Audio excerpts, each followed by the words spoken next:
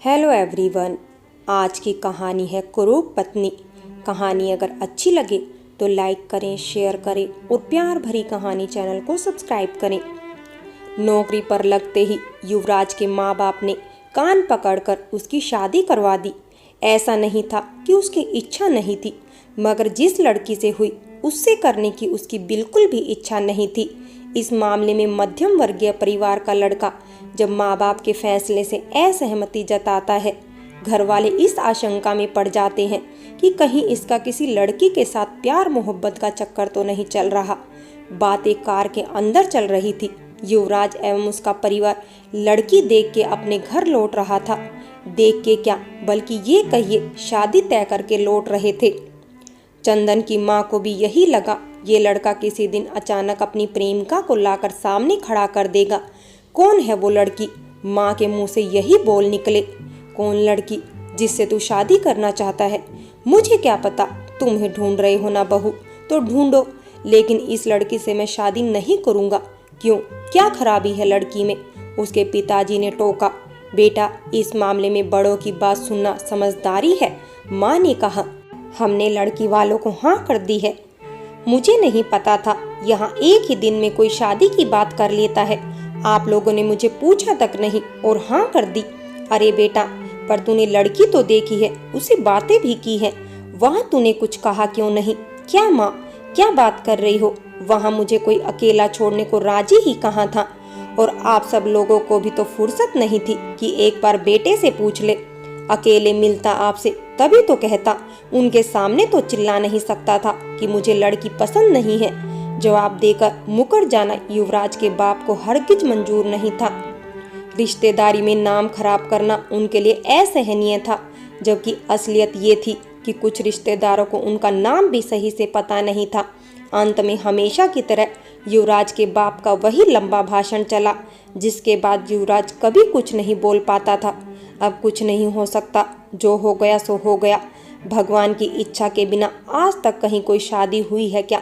बेटा, जिसका जिसके साथ लिखा हुआ है, कुछ भी कर लो, होकर रहता है। लड़की का गुण ज्ञान ही हमेशा रहता है और बढ़ता रहता है। लव मैरिज वालों का कुछ साल बाद क्या होता है वो सबको पता है। क्यों तलाक की नौबत आ जाती है? रूप से एक दिन मोह खत्म हो जाएगा, लेकिन स्वभाव और गुण से मोह कभी खत्म नहीं होता। जो तुम आज सोच रहे हो वो बहुत पहले ही किसी ने सोच लिया था। रूप और गुण में हमेशा गुण का पलड़ा ही भारी रहा है। तुम तो पढ़े लिखे हो, सब जानते हो। ईश्वर की इच्छा के आगे किसी का बस नहीं है। जो मिल रहा है उसे अपनाओ। युवराज कुछ और आपत्ति जताता, उससे पहले ही उसके पिताजी ने कुछ देर के मौन के बाद जोर से कहा, बेटा, तेरे दादाजी ने मेरा रिश्ता तय किया था और तुम्हारा मैं तय करूंगा। युवराज को लगा जैसे ये बात उसके बाप ने खुनस में कही। खैर, जो भी हो, अब कुछ उपाय नहीं था। घर से भागने के बारे में उसने सोचा, लेकिन ये बड़ा हंगामा खड़ा करने जैसी बात थी। ये सोचकर कि जब उसके माँ बाप को पता चलेगा कि उनका बेटा भाग गया है तो क्या होगा, युवराज सिहर उठा।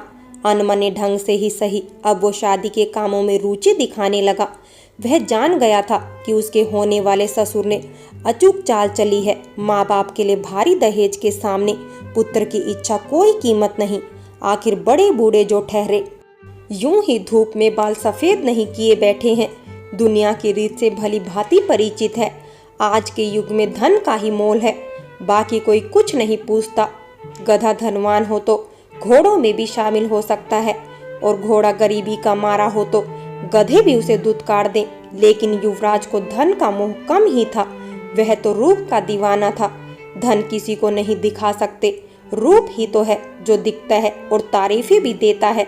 शादी का तामझाम खत्म हुआ। दोस्त रिश्तेदार बधाई देकर अपने घर लौट गए।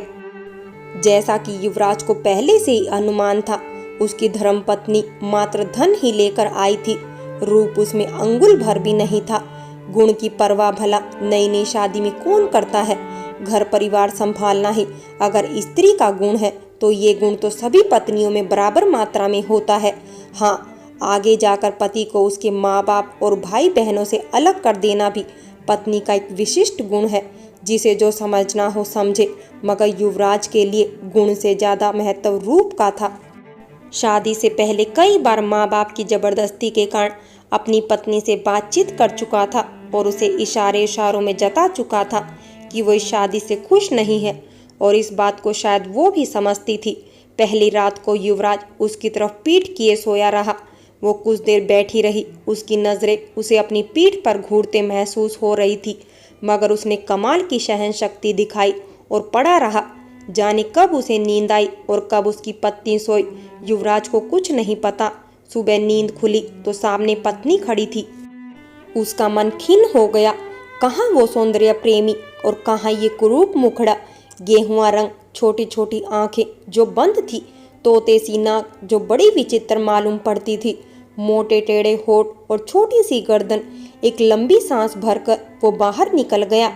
कुछ दिन ऐसे ही बीत गए। जब भी वो बात करना चाहती, युवराज बाहर भागता, उससे आंखें मिलाने की कोशिश तक नहीं करता। बिस्तर पर जब कभी वो हाथ पकड़ती या पीछे से उसके कंधे पर अपना सर रखती, वो हल्के से झिटक देता और तंग ना करने को कहकर नींद के आगोश में चला जाता। उसने घर से दूर अपने ट्रांसफर की अर्जी विभाग में दे दी थी। दुआ कर रहा था कि भगवान इतनी दूर किसी कोने में पटको कि दोबारा घर आने में साल भर लग जाए, मगर ये मुमकिन नहीं था। तबादला उसी जिले में ही कहीं हो सकता था, और फिर नई नौकरी वाले की बात कौन सुनता है। अंत में गांधी जी के सहारे बड़े साहब ट्रांसफर करने के लिए राजी हुए। ये उनका पहला अवसर था जब कोई घर से दूर ट्रांसफर की अर्जी दे रहा था। सो अचंभित होकर उन्होंने दूसरे दफ्तर में 1 सप्ताह के अंदर ज्वाइन करने के लिए चिट्ठी निकाल दी। युवराज ने बड़ी मुश्किल से अपनी खुशी को छुपाते हुए दुखित स्वर में माँ बाप को ये सूचना दी। नौकरी तो छोड़ी नहीं जा सकती ना, इसलिए उसने अपना सारा सामान रात को ही बांध लिया। माँ ने उसे पत्नी को भी साथ ले जाने का सुझाव दिया, जिसे उसने ये कहकर ठुकरा दिया कि पहले वहाँ कोई ठोर ठिकाना ढूंढ लूं, फिर देखूंगा बेचारी कहाँ मेरे साथ भटकती रहेगी। जबकि वह अच्छी तरह जानता था वहाँ सरकारी क्वार्टर मिल जाएगा। उसकी पत्नी तुरंत बोल पड़ी, आप भटा सकते हैं, मैं क्यों नहीं। एक से भले दो, मगर माँ को बेटे का विचार ही अच्छा लगा। नई बहू का इस तरह परेशानी में पड़ना अच्छा नहीं। कुछ दिन बाद जब सब व्यवस्थित हो जाए तो ले जाना। उस रात युवराज को खुशी के मारे नींद ही नहीं आई। सुबह सुबह घर से निकल गया। पत्नी दरवाजे पर खड़ी रोती रही। वह जानती थी कि ये सब उसके पति ने जानबूझकर किया है। वह उसकी पीठ को घूरती रही। युवराज ने मुड़कर देखना तक जरूरी नहीं समझा। जिससे पीछा छुड़ाने के लिए भाग रहा था, उसे मुड़ मुड़ कर देखने का कोई तुक नहीं था। मगर सुहानी के लिए वह मात्र एक पीठ नहीं, बल्कि उसकी हसरतें थी जो अब उसकी पकड़ से दूर जा रही थी। वह दूर तक युवराज को जाते हुए देखती रही। ओझल होने के बाद भी वह किसी सोच में गुम सूनी सड़क को घूरती हुई खड़ी रही। उसे तब होश आया जब उसकी सास ने उसके कंधे पर हाथ रखा। शाम तक युवराज नए कस्बे में पहुंच चुका था। दफ्तर गया तो वहां ताला जड़ा था। सरकारी क्वार्टर की चाबी अगले दिन ही मिल सकती थी। सो उसने एक सस्ते होटल में रात गुजारी। बहुत ही सुकून की नींद सोया वह। सुंदर बीवी होती तो शायद वह भी वहीं पड़ा होता। उसे ये समझ नहीं आता कि कैसे एक कुरूप लड़की के साथ कोई अपनी पूरी जिंदगी बिता सकता है। दोस्त देखेंगे तो मन ही मन खूब हंसेंगे कि अच्छी जोड़ी मिली है। शादी से पहले तो खूब डींगे हाँकता था, अब निहारते रहो उसका अनुपम मुखड़ा। सभी तो यही समझेंगे कि दहेज के लालच में जना बदसूरती की खान को अपने गले में लटकाए बैठे हैं। बात कुछ कुछ सही भी है। उसे लगता था कि माँ बाप की हर बात मानकर उसने अपनी जिंदगी खुद ही चौपट कर दी थी। खैर, अब उनसे दूर रहकर भी कुछ राहत थी। जिन कामों से छुटकारा पाने के लिए उसने शादी के सपने भरे थे, अब वही काम उमंग के साथ खुद करता। खाना बनाता, कपड़े धो लेता और खुद ही क्वार्टर की साफ सफाई भी कर लेता। रोज शाम बाजार में घूमता और नजरें बचाकर सौंदर्य पान करता। उसे महसूस होता दुनिया में सुंदरियों की कमी नहीं, लेकिन उसके ही नसीब में वो मनहूस लिखी थी। उसे बड़ी तकलीफ होती कभी कभी। एक शाम उसके कलीग ललित ने उसे अपने घर चाय नाश्ता के लिए आमंत्रित किया। युवराज के लाख मना करने के बावजूद वो जबरदस्ती उसे अपने साथ ले गया। उसकी धर्मपत्नी को देखकर उसे यही लगा कि ललित और वह एक ही नाव के सवारी हैं। हट्टा कट्टा सुंदर नौजवान ललित और उसकी काली नाटी चपटी मुंह वाली बीवी में कोई मेल नहीं था। वह खुश होकर उस हंसमुख जोड़े को देख रहा था। दोनों की आंखों में एक दूसरे के लिए प्यार झलक रहा था। उसे उनमें वास्तविक भावना नजर आई। ललित अपनी बीवी के हर काम में हाथ बटा रहा था। उनमें मनमुटाव का कोई सुराग युवराज के हाथ नहीं लगा। उसकी उत्सुकता इतनी बढ़ गई कि विदा लेते वक्त उसने ललित से पूछ ही लिया कि उसकी शादीशुदा जिंदगी कैसी है। ललित से जवाब मिला, एकदम स्वर्ग जैसी। युवराज अपने ठिकाने पर लौट आया। रास्ते भर यही सोचता रहा था कि ललित ने सच कहा या बस औपचारिक जवाब दिया। जो भी हो, युवराज को ललित एक मजबूर आदमी ही जान पड़ा, जो जख्म की असहनीय पीड़ा को अपनी फीकी मुस्कान की आड़ में छुपा रहा था। इसी तरह कैसे 6 महीने बीत गए उसे पता ही नहीं चला। पहले युवराज को उसकी माँ कहती, बेटा कब तक अकेला रहेगा, बहू को ले जा अपने साथ। अब सुर बदल गया था। माँ जी कहती, बेटा युवराज घर आ जा, कितने दिन हो गए। वह गोलमोल जवाब देकर कभी गुस्सा होकर तो कभी काम के बोझ का हवाला देकर टालता रहा। एक बार माँ जी रोई, फिर भी वह नहीं गया। उसने एक तरह की जिद पकड़ ली थी कि आखिर उन्हें पता तो चले बिन मर्जी की शादी कराने का मजा क्या होता है। उसकी माँ भी अब पछतावा करती थी। इस शादी ने बेटे को उनसे दूर कर दिया था। युवराज पैसे बराबर हर महीने भेजता था, मगर माँ के लिए इनका कोई महत्व नहीं था। क्या भूल हो गई प्रभु, जो बुढ़ापे में बेटे की सूरत देखने को तरसना पड़ रहा है। माँ जी कभी कभार जबरदस्ती बहू को फोन पकड़ा देती कि ले बात कर ले, लेकिन युवराज के मुंह से सिवाय हाँ हूँ के अलावा कुछ नहीं निकलता। उसकी बीवी सारी बात समझती थी, लेकिन युवराज से कह नहीं पाती, क्योंकि शादी के बाद युवराज ने उसे कभी करीब आने ही नहीं दिया था। और सीधे सीधे अचानक कहना सुहानी को ठीक नहीं लगा।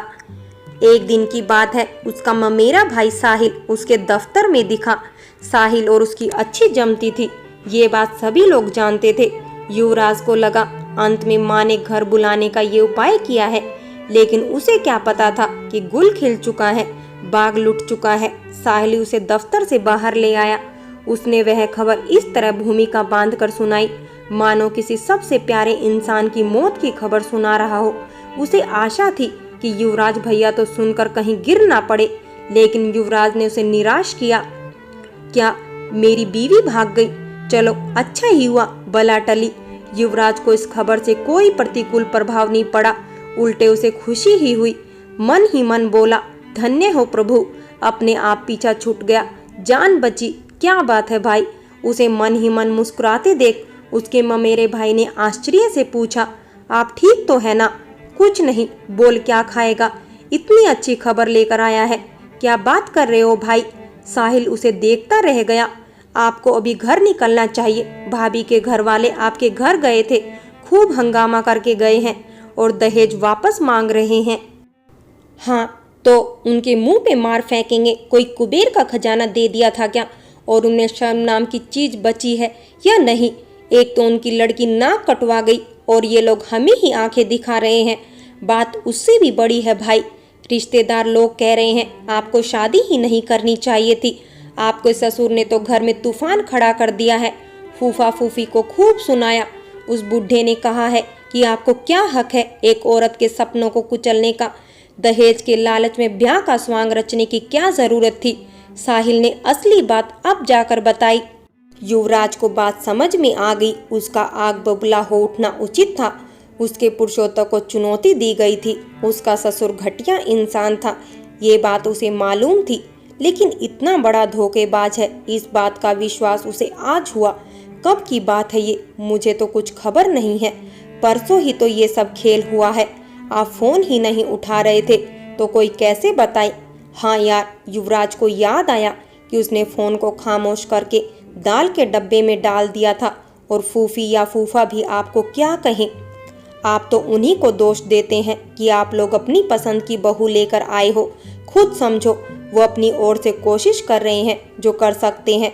फिर साहिल ने कान में फुसफुसा कर कहा, भाभी बड़ी मौज में है भाई, उनको लड़कों की क्या कमी। युवराज का कलेजा धक कर गया। वह खुद को किसी बेवकूफ सा अनुभव कर रहा था। उसी भाव से वह अपने ममेरे भाई को बस घूरता रहा। साहिल को युवराज के चेहरे पर अब जाकर वो भाव दिखे जो वह देखने की उम्मीद कर रहा था। वो अभी कहाँ है? युवराज का चेहरा दमक रहा था। कौन? भाभी जी। अपनी मायके में उनका बाप ले गया और उनकी दूसरी शादी करवाने की तैयारी में जुटा है, वो भी उसी मजनू के साथ। क्या? कैसा बाप है? युवराज को सदमा सा लगा। इतना सब कुछ हो गया और उसे मालूम ही नहीं। बाप बेटी ने मजाक बनाकर रख दिया है उसका। उस बूढ़े की खबर तो लेनी ही पड़ेगी। वैसे भी लोमड़ी शक्ल वाले लोग गंदे होते ही हैं। बूढ़ा तो लोमड़ी का भाई लगता है। कहाँ जाएगा ये गुण? जैसा बाप वैसी बेटी। रुक लोमड़ियों, जरा पहुँचने दो वहाँ। युवराज को चुप देखकर साहिल बोला, चलिए भाई जी, मैं आपके साथ चलता हूँ। वैसे तो मुझे कुछ काम से दिल्ली जाना था, लेकिन आपको अकेला नहीं छोड़ूंगा। जाकर उनकी अकल ठिकाने लगाते हैं। नहीं यार, तू दिल्ली जा, इनके लिए तो मैं अकेला ही काफ़ी हूँ। उसकी गर्दन दबोच के माँ बापूजी के पैर में नहीं डाल दिया तो कहना। उसकी इतनी हिम्मत कि हमें बेवजह 4 बातें सुनाकर चल दे। साहिल चला गया। युवराज ने उसके सामने बड़ी बहादुरी से कह तो दिया, लेकिन समझ में नहीं आ रहा था कि वह क्या करे। दफ्तर में वह कुछ देर किसी तरह शांत बैठा रहा, मगर फिर अपने क्वार्टर चला गया। माँ को फोन किया। खबर पक्की थी। उसके ससुर ने उसके बाप का बड़ा अपमान किया था। उसकी माँ ने तो कह दिया, पिताजी का सम्मान वापस लेके आओगे तो घर आओ, वरना मत आओ। युवराज का बदन क्रोध से सुलग उठा। उस बुढ़े की हिम्मत कैसे हुई मेरे पिताजी की बेइज्जती करने की।